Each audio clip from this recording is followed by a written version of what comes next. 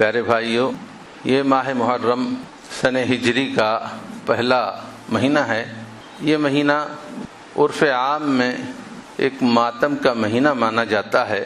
اس مہینے میں تاریخ اسلام کا وہ دلدوز واقعہ پیش آیا تھا جس کو واقعہ کربلا کہتے ہیں، جس میں سیدنا حضرت حسین رضی اللہ تعالی عنہ کی شہادت ہوئی۔ نواسۂ رسول میدان جنگ میں قتل کر دیے گئے، آپ کے ساتھ آپ کے پورے خاندان کی تباہی کا بھی واقعہ ہے۔ پیارے بھائیوں، حضرت حسین نواسۂ رسول ہیں، پیارے نبی صلی اللہ علیہ وسلم کے پیارے نواسے۔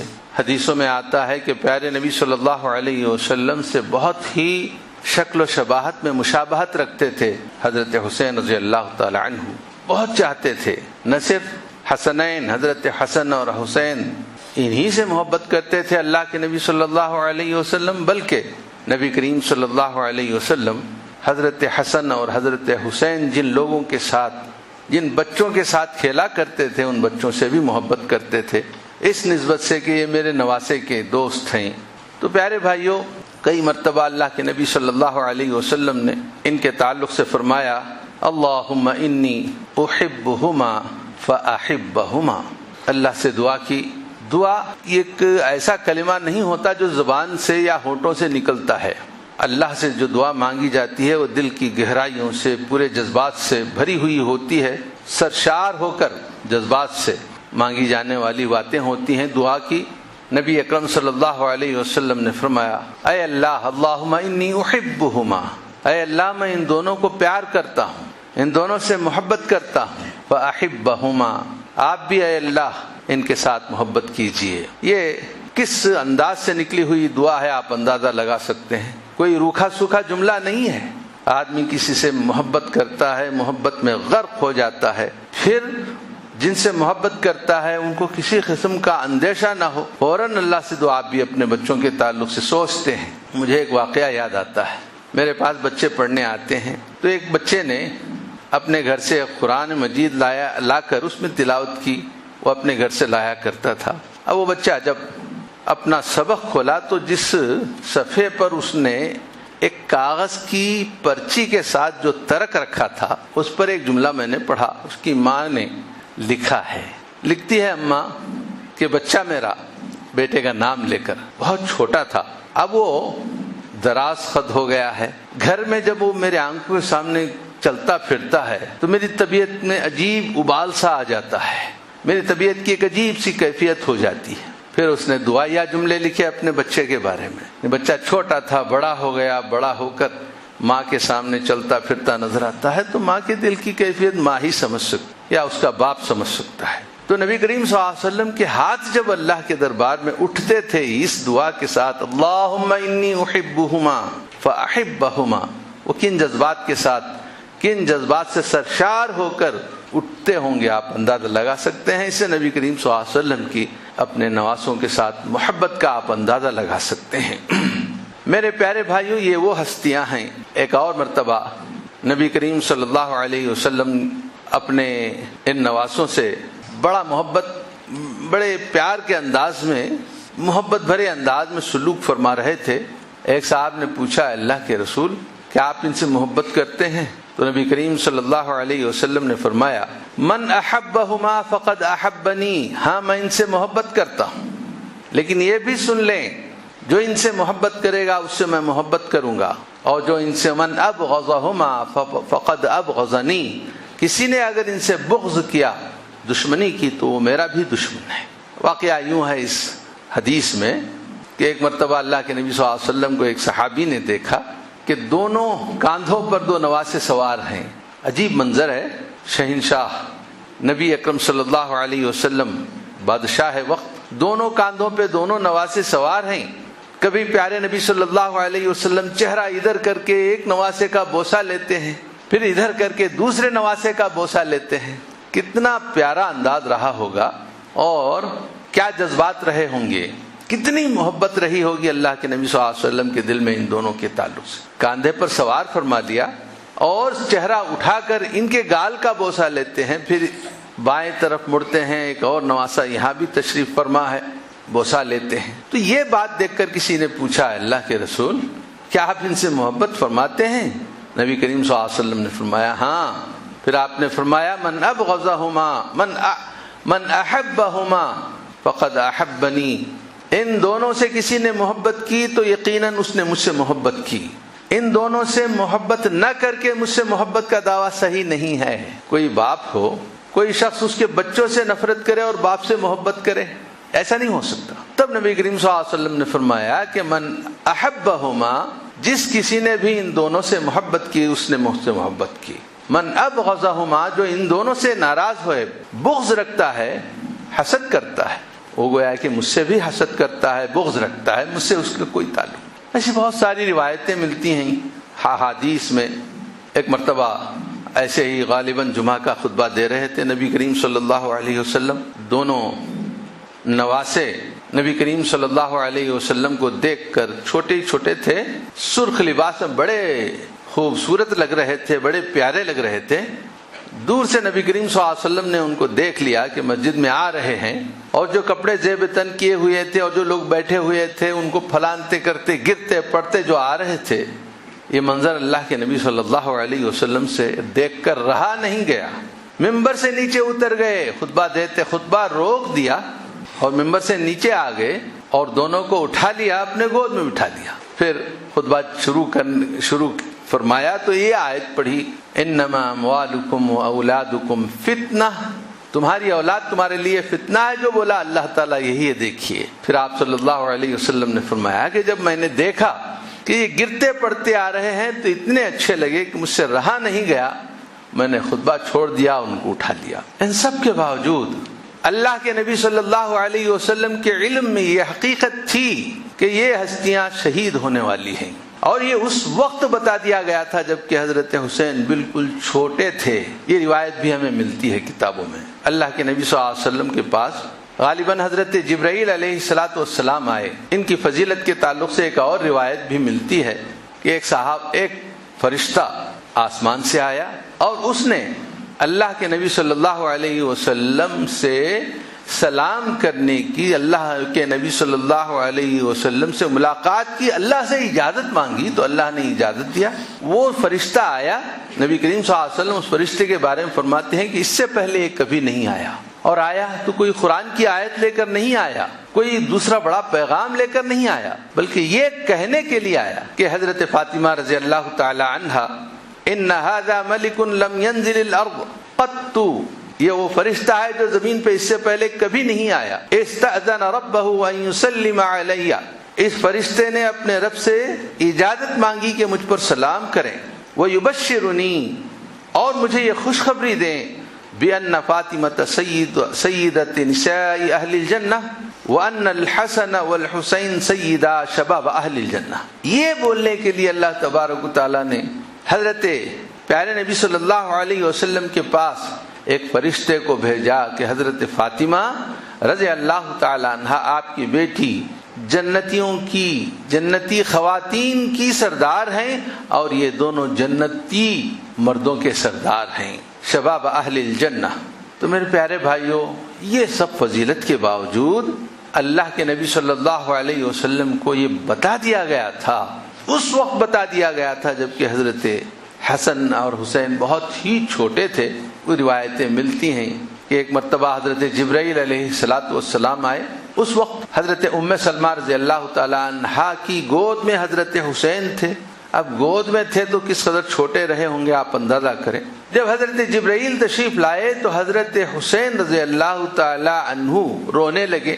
حضرت ام سلمہ رضی اللہ تعالی عنہا کہتی ہیں کہ ان کا رونا دیکھ کر میں نے ان کو چھوڑ دیا، میرے گود سے یہ نکل گئے، سیدھے دوڑ کر نبی اکرم صلی اللہ علیہ وسلم کے پاس پہنچ گئے۔ نبی کریم صلی اللہ علیہ وسلم نے ان کو اپنے گود میں بٹھا لیا، چومنے لگے، پیار کرنے لگے۔ حضرت جبرائیل علیہ السلام نے پوچھا کہ اللہ کے رسول کیا آپ ان سے محبت کرتے ہیں؟ ہاں میں ان سے محبت کرتا ہوں۔ حضرت جبرائیل علیہ السلام نے فرمایا تو سن لیں آپ کہ آپ کی بہت جلدی آپ کی قوم آپ کے اس نواسے کا قتل کر دے گی۔ پھر حضرت جبرائیل علیہ السلام نے وہ مٹی لا کر دکھائی جہاں کے حضرت حسین شہید ہونے والے تھے، یعنی کربلا، وہاں سے مٹی لا کر بھی دکھائی بتایا کہ اس جگہ اس مٹی میں شہید ہونے والے ہیں۔ تو میرے پیارے بھائیوں، یہ بہت ہی دردناک واقعہ تاریخ اسلام کا ہے۔ اس واقعے نے امت مسلمہ کو جھنجھوڑ دیا۔ بہت ہی عجیب و غریب واقعہ، نواسۂ رسول کی شہادت۔ امت اللہ کے رسول کی محبت کا دعویٰ بھی کرے اور ان کے رسول کو ان کے نواسوں کو، رسول کے نواسوں کو شہید بھی کر دے۔ یہ بڑا عجیب و غریب واقعہ ہے، ہماری سمجھ سے باہر۔ لیکن اللہ کے نبی صلی اللہ علیہ وسلم کو حضرت جبرائیل علیہ السلام کا یہ بتا دینا کہ آپ کی شہادت ہونی، یہ اللہ کی تقدیر تھی، طے شدہ معاملہ تھا، کوئی اتفاقی واقعہ نہیں تھا۔ نبی کریم صلی اللہ علیہ وسلم کو جب یہ خوشخبری، یہ خبر حضرت جبرائیل سے ملی تو حضرت جبرائیل علیہ السلام کی اس پیشین گوئی سے نبی کریم صلی اللہ علیہ وسلم کبھی افسردہ تھے۔ اس کی مثال یوں لے لیں، کوئی یا میرے پاس آئے یا آپ کے کسی کے پاس آئے اور کہے کہ اب 10 سال کے بعد آپ کے بچے کا قتل ہونے والا ہے، تو آپ کی سوچ کیا ہوگی؟ ابھی سے پریشان ہوں گے۔ اس بچے کو دیکھ دیکھ کر عجیب کیفیت آپ کی ہوتی ہوگی۔ کسی کے گھر میں کوئی ایسا بچہ پیدا ہو جائے، ڈاکٹرز کہیں کہ ابھی 10 سال سے زیادہ نہیں رہتا، کچھ بیماریاں ایسی ہیں کہ وہ بیماری بچوں کو آ جاتی ہے، طویل عمر جی نہیں پاتے بچے، تو ماں باپ ایسے بچوں کو دیکھ دیکھ کر عجیب سی کیفیت سے دوچار ہوتے رہتے ہیں۔ ڈاکٹرز نے کہہ دیا ہے کہ اب یہ چند دن کا مہمان ہے، اس گھڑی کو یاد کر کر کے پریشان ہو رہے ہوتے ہیں۔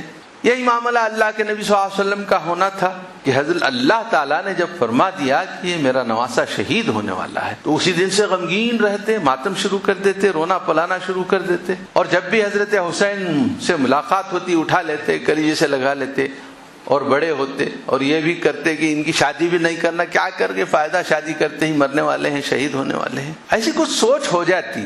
لیکن ہم نے اس روایت کے علاوہ کوئی ایسا واقعہ نبی کریم صلی اللہ علیہ وسلم کے ساتھ جڑا ہوا ہم نے نہیں دیکھا، یا آپ کی کوئی حدیث یا کوئی بات حضرت حسین رضی اللہ تعالیٰ عنہ کے تعلق جس میں آپ نے ان کے تعلق سے افسوس کا اظہار کیا ہو کہ یہ نواسہ بہت جلدی شہید ہونے والا ہے میرا۔ بلکہ ایک مرتبہ اب حضرت حسن رضی اللہ تعالی عنہ کو اپنے قریب بلایا اور اعلان کیا کہ یہ میرا نواسہ حضرت حسن امت کو ملانے کا کام کرنے والا ہے۔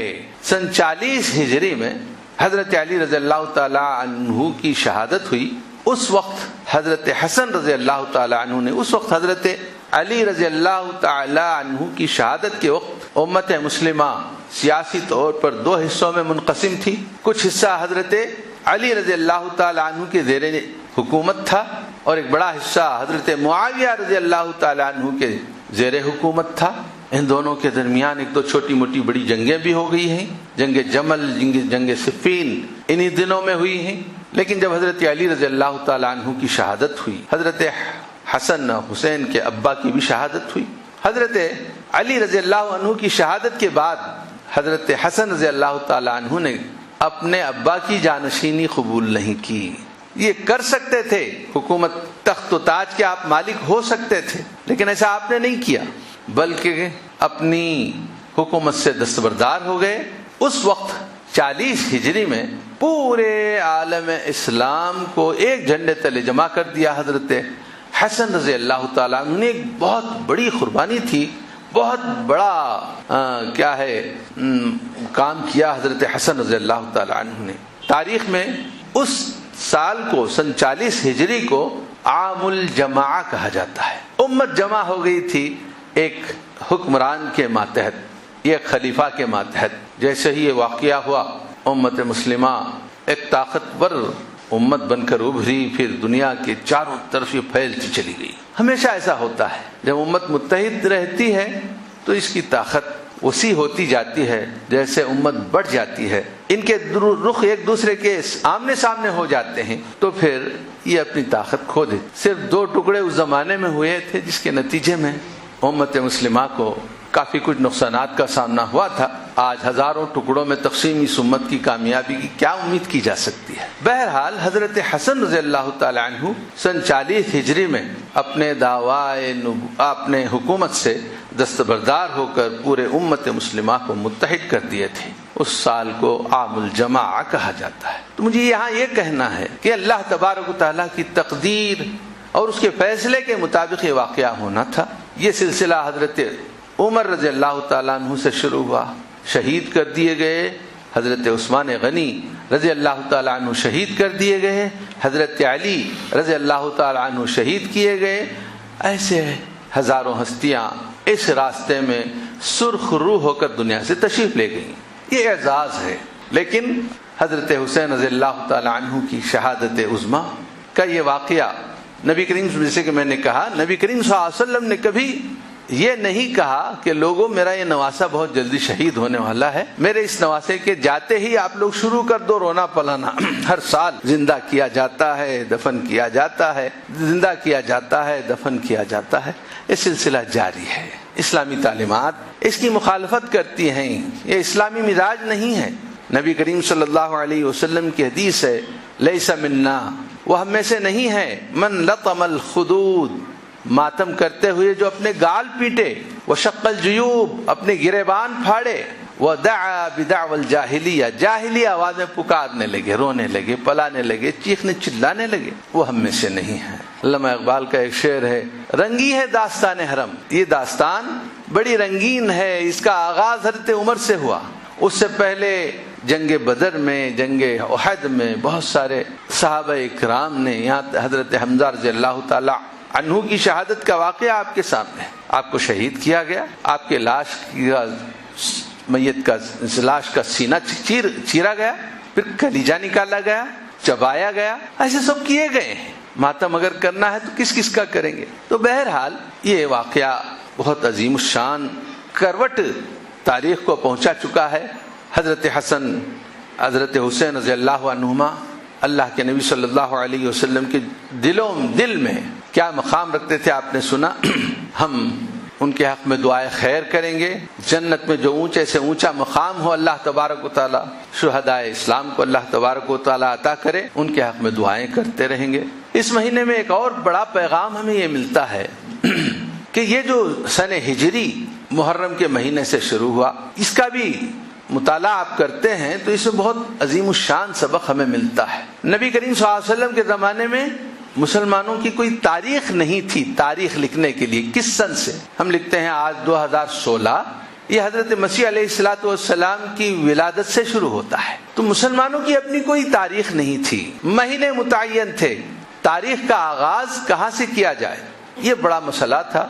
حضرت پیارے نبی کا زمانہ گزر گیا. حضرت پیارے نبی صلی اللہ علیہ وسلم کے زمانے میں بھی کچھ تاریخیں لکھی جاتی، یعنی فلاں واقعہ ہوا. کب ہوا؟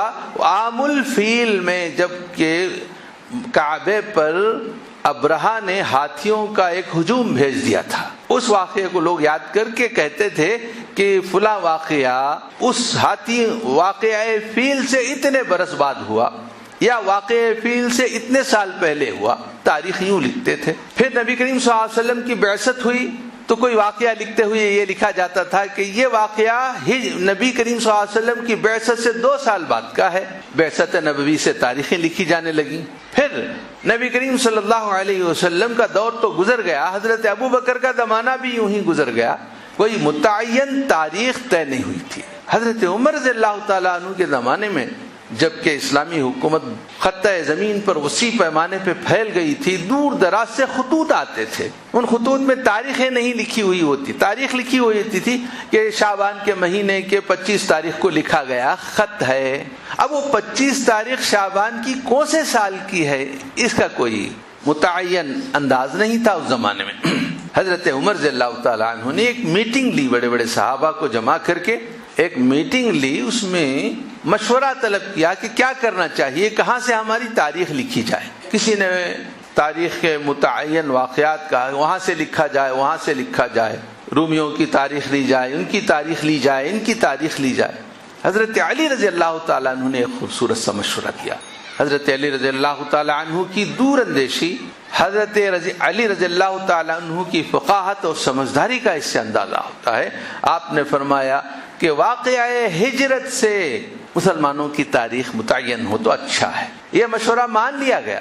نبی کریم صلی اللہ علیہ وسلم مکہ چھوڑ کر مدینہ تشریف لے جاتے ہیں. وہ کیا ماحول تھا اس وقت جب تشریف لے گئے تھے؟ آپ کے حالات کیا تھے؟ گھر مکے سے نکالے جا رہے تھے، آپ کے قتل کا فیصلہ ہو گیا تھا، لوگ آپ کے خلاف چھوڑ دیے گئے تھے کہ قتل کریں. نبی کریم صلی اللہ علیہ وسلم بے سر و سامانی کے عالم میں مکہ چھوڑ کر تشریف لے آتے ہیں. مکے سے مدینہ ہجرت کرنے کے لیے جب کچھ توشہ اپنے ساتھ لینا چاہتے ہیں تو ایک چھوٹی سی تھیلی ملی, اس میں کچھ کھجور وغیرہ آپ نے رکھ لیے, تو اس تھیلی کو بند کرنے کے لیے چھوٹی سی رسی بھی ان لوگوں کو میسر نہیں تھی. غالباً حضرت اسماء رضی اللہ تعالی عنہا نے اپنے کمر بند کی ایک ناڑا جو ہوتا ہے رسی وہ نکال کر دی, اس سے وہ تھیلے کے منہ باندھے گئے. پھر یہ قافلہ نبی کریم صلی اللہ علیہ وسلم کا اور ان کے ساتھ حضرت ابو بکر رضی اللہ تعالیٰ عنہ کا قافلہ نکلتا ہے مکہ چھوڑ کر, گھر بار چھوڑ کر. میرے پیارے بھائیوں, دنیا میں بڑی بڑی تاریخیں لکھی گئی ہیں. کسی بادشاہ نے کسی ملک کو فتح کر لیا تو وہاں سے تاریخ طے ہوئی ہے. کسی بہت بڑے بادشاہ نے تخت نشینی اختیار کی, وہاں سے تاریخ شروع ہوئی ہے. کسی بادشاہ نے کسی ملک کو تاراج کر کے اپنے جھنڈے لہرا دیے, وہاں سے تاریخیں لکھی جانے لگیں. لیکن اسلامی تاریخ جو سن ہجری ہے وہ ایسے واقعے کو یاد دلاتا ہے. ہجرت کہتے ہیں چھوڑ چھاڑ کے چلے جانا, بے یار و مددگار, بے سر و ساما. ہجرت کہتے ہیں اپنے گھر بار کو چھوڑنا. یعنی اس واقعہ غربت کو تاریخ کا اہم واقعہ مانا گیا.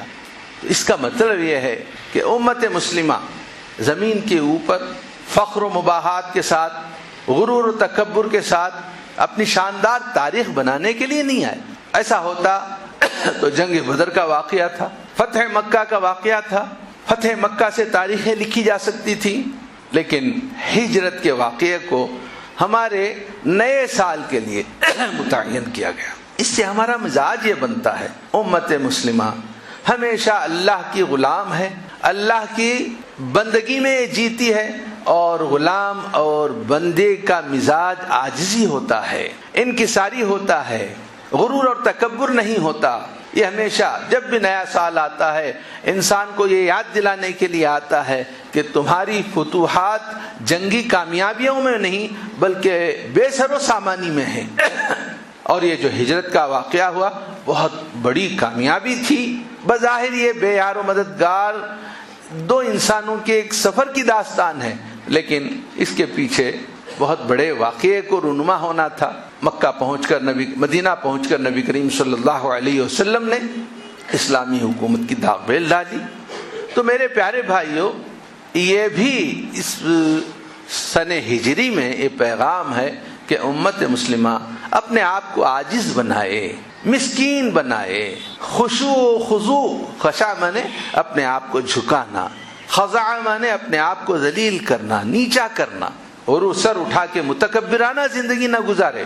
یہ ایک پیغام, یہ واقعہ ہجرت ہمیں دیتا ہے. ہم روزانہ نماز پڑھتے ہیں, اپنے آپ کو اللہ کا غلام اور اپنا بندہ ثابت کرتے ہیں, اور غلام اور بندے کا مزاج عاجز انکساری ہوتا ہے. تو میرے پیارے بھائیو, یہ مزاج مسلسل ہمارے اندر پروان چڑھتا رہے. یہ پیغام دینے کے لیے یہ ماہ محرم آتا ہے, ہجرت کا یہ واقعہ یاد دلاتا ہے.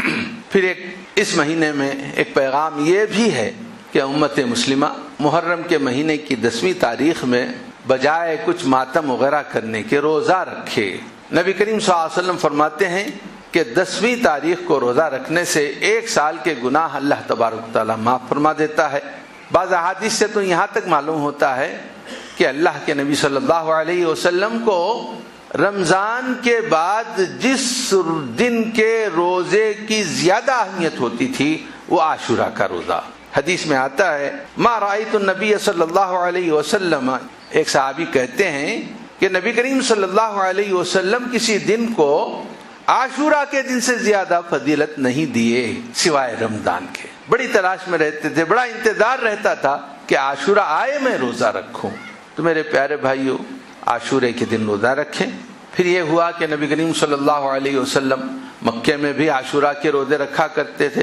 مدینہ پہنچ کر جب معلوم ہوا کہ عاشورے کے روزے کی اہمیت غیروں کے پاس بھی بہت ہے, وہ بھی روزہ رکھتے ہیں, تو نبی کریم صلی اللہ علیہ وسلم نے کہا کہ ان سے ذرا ہٹ کر تمہیں ایک اور روزہ ملا لینا چاہیے 10ویں محرم کا یا پھر 9ویں محرم کا ملا کر. اگر 9ویں محرم کو نہیں رکھ سکتے تو 11ویں محرم کا روزہ، یا تو 9ویں محرم 10ویں محرم کا روزہ رکھا جائے یا 10ویں محرم یا 11ویں محرم کا روزہ رکھا جائے. اس طرح غیروں سے مشابہت ہماری نہیں ہوتی. نبی کریم صلی اللہ علیہ وسلم نے فرمایا کہ اگر میں اگلے برس رہا لأصومن التاسع، 9ویں دن کا بھی میں روزہ رکھوں گا، مجھے ان سے ہٹ کر ایک کام کرنا ہے. تو عاشورہ کا بھی روزہ رکھیں. اس ماہ محرم میں زیادہ سے زیادہ بھی روزے رکھے جا سکتے ہیں پہلے عشرے میں. اگر یہ نہ ہو تو کم سے کم 9ویں 10ویں یا 10ویں 11ویں کا بھی روزہ رکھیں. اس کی فضیلت اللہ کے نبی صلی اللہ علیہ وسلم نے فرمائی کہ 1 برس کے گناہ ان سے معاف کر دیے جاتے ہیں. یہ اللہ تبارک و تعالیٰ کا بڑا انعام ہے امت مسلمہ کے لیے کہ یہ اپنے آپ کو گناہوں میں آلودہ کرتی رہتی ہے. اللہ تبارک و تعالیٰ گناہوں سے پاک کرنے، صاف کرنے کے مواقع مسلسل امت کو فراہم کرتے رہتے ہیں. ہم جو نمازیں پڑھتے ہیں وہ مسلسل ہمیں ہمارے گناہوں سے پاک کرتے رہتے ہیں. نمازیں پڑھنا، وضو کرنا، یہ سب ہمارے گناہوں کو صاف کرنے کے لیے آتے ہیں. اسی طرح 1 سال بھر کے گناہوں کا کفارہ بنتا ہے عاشورہ کا روزہ. تو اس سے بھرپور فائدہ اٹھانے کی کوشش کریں. اللہ تعالیٰ سے دعا ہے کہ اللہ تبارک و تعالیٰ یہ جو 2-3 باتیں ہم نے آپ کے سامنے کہی ہیں، کہنے والوں کو، سننے والوں کو عمل کی توفیق دے. وآخر دعوانا الحمدللہ رب العالمین.